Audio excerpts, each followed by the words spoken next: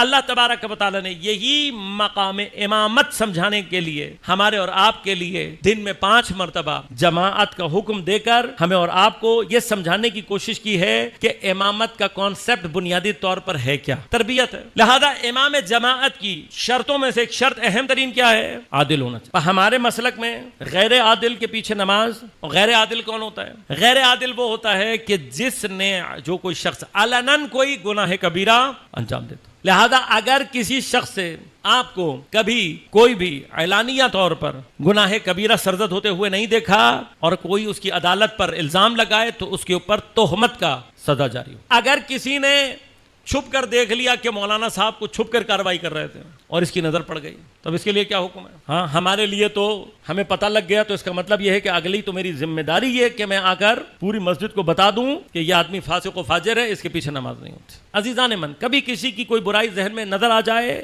ہمیں اصلاً حق حاصل نہیں ہے کہ ہم جا کر اس کو پبلکلی بیان کریں۔ اگر نظام حکومت اسلامی ہو باقاعدہ تو ایسے شخص کے اوپر کہ جو کسی کے گناہ کو ثابت نہ کر سکے گناہ گواہوں کے سمیت، اس کے اوپر تہمت کی سزا لگتی ہے باقاعدہ، اس کی اپنی گواہی ہمیشہ کے لیے اور تہمت۔ اب یہ مسئلہ ہے، آپ کسی کی عدالت کے چکر میں جو اس سے متعلق تہمت لگا رہے ہیں، اب یہ تہمت کے زمرے میں آئے گی، یہ تہمت کے زمرے میں آئے گی، آپ کی اپنی عدالت خطرے میں پڑ جائے گی۔ لہذا کیا کریں؟ فرمایا کہ حتیٰ اگر آپ کے لیے اس کے پیچھے نماز نہ پڑھنے سے بھی اس کی آبرو جانے کا ڈر ہے تو آپ کو یہ بھی حق حاصل نہیں ہے کہ آپ اس کے پیچھے نماز چھوڑ دیں۔ کیا کریں؟ فرمایا کہ چپ چاپ فرادت کی نیت سے نماز پڑھو، خبردار تمہیں حق حاصل نہیں۔ یہ امام جماعت کی عزت ہے جو اللہ تبارک و تعالی چاہتا ہے، لیکن شرط اصل میں کیا ہے؟ عدالت، عادل ہو، اور پھر باقی جتنی صفات اس میں بڑھتی جائیں۔ اب جتنی صفات اس میں بڑھتی چلی جاتی ہیں اتنا ہی جماعت کی کیفیت اپنے اندر خود بخود مقامات پیدا کرنا